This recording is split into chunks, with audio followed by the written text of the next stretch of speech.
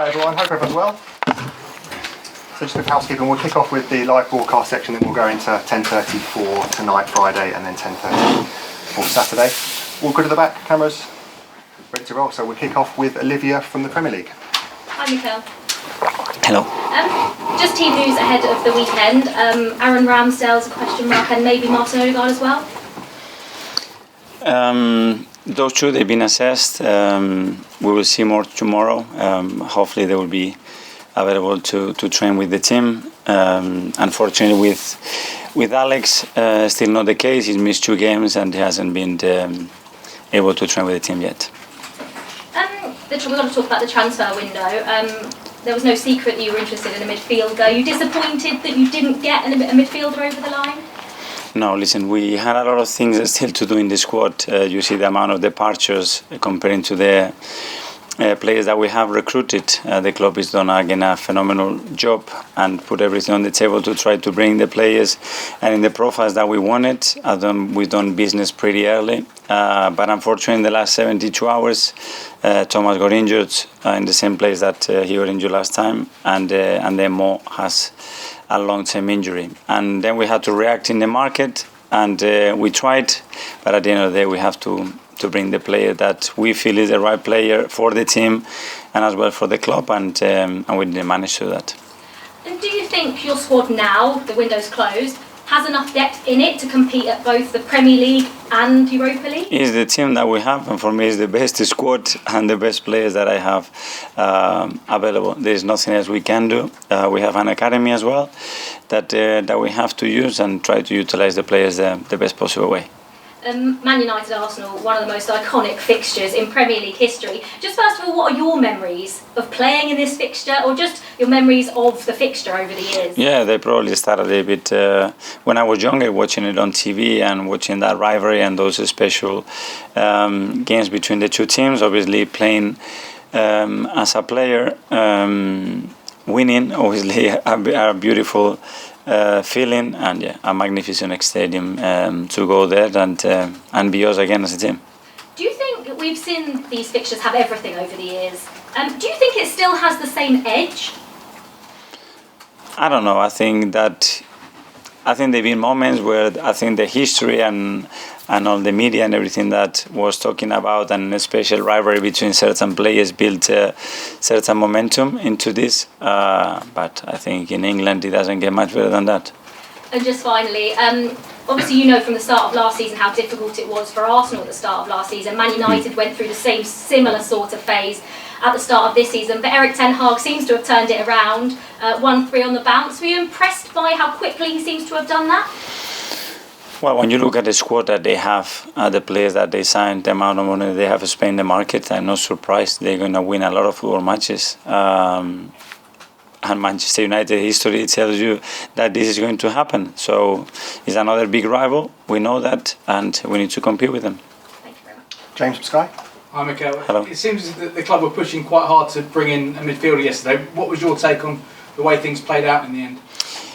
We pushed to strengthen the team and bring the best possible people and players into this football club, and we have managed to a certain level, and then we have our limitation. Time was a big limitation with what happens in the last 72 hours in our midfield, and we tried to act, but we didn't find the right player. I think there's a slight disappointment from some Arsenal fans, but how important was it not to panic and make a signing just for the sake of making one? I think we have learned a lot from that, and look, still the players that we have to get out.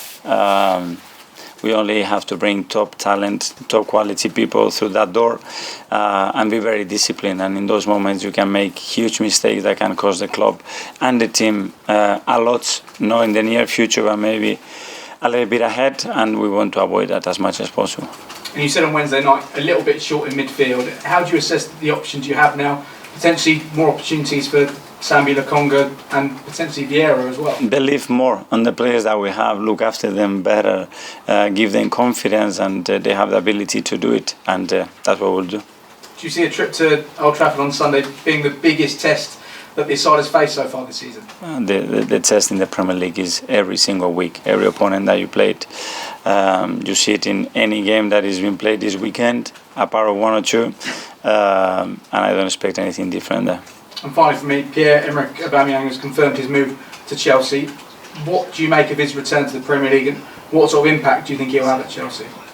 Well, I'm sure if he's made that decision because he wants to change again and find the best possible move for his future. And he's been here. We wish him the best of luck. George from BBC. Thanks, Dan. Mikel, hello. Zinchenko, do you think he'll be in the squad for Sunday after missing the last 2 games? Again, after missing 2 games and not being able to be ready yet to train with the team, unfortunately, that's the situation that we have. Last season, you lost Thomas Partey and Kieran Tierney, and you sort of had a few defeats after that. Do you think this squad is more capable of handling losing players, significant players, now this summer? Well, I hope we do. I hope we can play still really well with many other players, and as well, just to put a finger on something, to lose a football match is not something that I do to analyse a performance. You, by the looks of it, put a lot of planning into transfers and the players you want and identifying the players you want. Do you think because you've got your business done early, Arsenal fans are probably going to not have so many deadline days going forward, deadline day moves going forward in the future? No, because yesterday we could have done something if it was the right player, the right deal, and something we could afford. Because sometimes you have to react to something that happens. We would have done that. That was yesterday a real possibility, and we tried. But then we kept the discipline as well to say it has to be the right player for the team and for the club. What was your final conversation with Hector Bellerin after he's left? Can you just give us some insight into what you said to him and wish him well? Yeah, he called me really late last night, and that was more a conversation, like the conversation we used to have when we were teammates and really good friends. Take the coaching and the player situation a little bit away and get back into that relationship as well. I love the kid. I love what he's done for the club. He's someone that I really have a strong feelings about him, and I wish him, because I know it's one of his dreams to play there. Hopefully he can fulfill his dream and get back his career where he can, because he's still very young and has a lot to do. Morale must be very good. 2 wins, but significant wins coming from behind. Big sides, they go and win at Old Trafford though, don't they? So what would it mean to do that for you and this team? What would it do for the morale of the team if you could win there? That's not something new. We've done it. We have to do it again, and we have to believe from today, from yesterday, straight after the game, that we are capable of going there, play our way and win the match. Simon? Mikel, have you got a time frame on how long Elneny and Partey will be out now? No, with Mo probably it's a little bit easier, and we are talking months. With Thomas, hopefully we are talking weeks or even shorter than that, I hope. And just with Thomas, he's obviously had a few injuries since he came to the Premier League and adapting to that intensity. Going forward, do you think the club might have to try and manage him in a different way, or do you think he's just been unlucky? We have tried to manage him. A lot has happened since he joined, obviously, and we are trying the best possible way to find the reasons why that happens. But unfortunately, the body and the mind are too difficult sometimes to understand and put a finger on a single thing to try to prevent something happening. But the attitude of the player is there. His willingness is really disappointed again, obviously, as you can imagine, and the team needs him, so we need him back. Okay, last couple in the live section. Firstly, James. Hi, Mikel. I think Hector is the 6th player in recent years to have left, either through contract cancellation or, in this case, a free transfer. How important is it you start getting fees for these players and maybe put a stop to a culture where it sort of seems like clubs will wait for you to rip up a player's contract? I always say that the market doesn't lie. When a player comes and says that I have to do that and I am here and I am there, it's very simple. Go in the market and the other teams, the other coaches, they're going to tell you how good you are, what your value is, what you've done. And we have to try to obviously get everything we can get done, and sometimes you have to get the right balance. And hopefully we're going to be in a very different position very soon. Charlie? Hi Mikel. 5 wins from 5 has been such a good August for you, especially compared to last year. You must feel so proud that your process is developing and working going forward. Especially, obviously, the feeling and the energy that is around the club, the way the team is playing, the team is performing, and at the end of the day, the icing on the cake is winning football matches. That's the only reason why we are here. We have to continue to do that.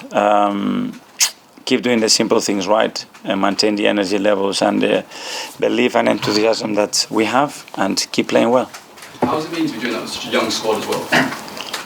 Very fulfilling, because when you see a player 6 months ago, when you review certain things with a player a year ago, sometimes you cannot believe how much they've grown in a year's time. But when you have huge talent, hungry personalities, and people who love what they do, normally good things happen. Quick one for James. Okay, when you were a player here at Arsenal, the team never won a Premier League game at Old Trafford, and we used to talk to Arsenal a lot about a kind of psychological issue about going up there and playing them. You've obviously won there a couple of years ago. Do you sort of feel that's no longer an issue now that you've worked through that as a club? I don't think so, and obviously we have gone through that. We didn't win Stamford Bridge as well for 20 or something years, and this and that. We need to believe that you go there and you play the way you want to play, and you can win the football match. We've done it, and that's the belief that we have. I'll just ask you one about Lisandro Martinez. He was a player Arsenal were linked with before he went to United. How close did that one come? We talk about the players that we have here. Were you surprised by the criticism that he received, though, Martinez? Because, I mean, Jamie Carragher's already said he can't play in the back four in the Premier League, and, you know, because of his height, but he seems to stand very well there. I think every player gets criticism, sometimes positive, sometimes negative. Thanks, James. Well, that's the end of the live section now. We'll go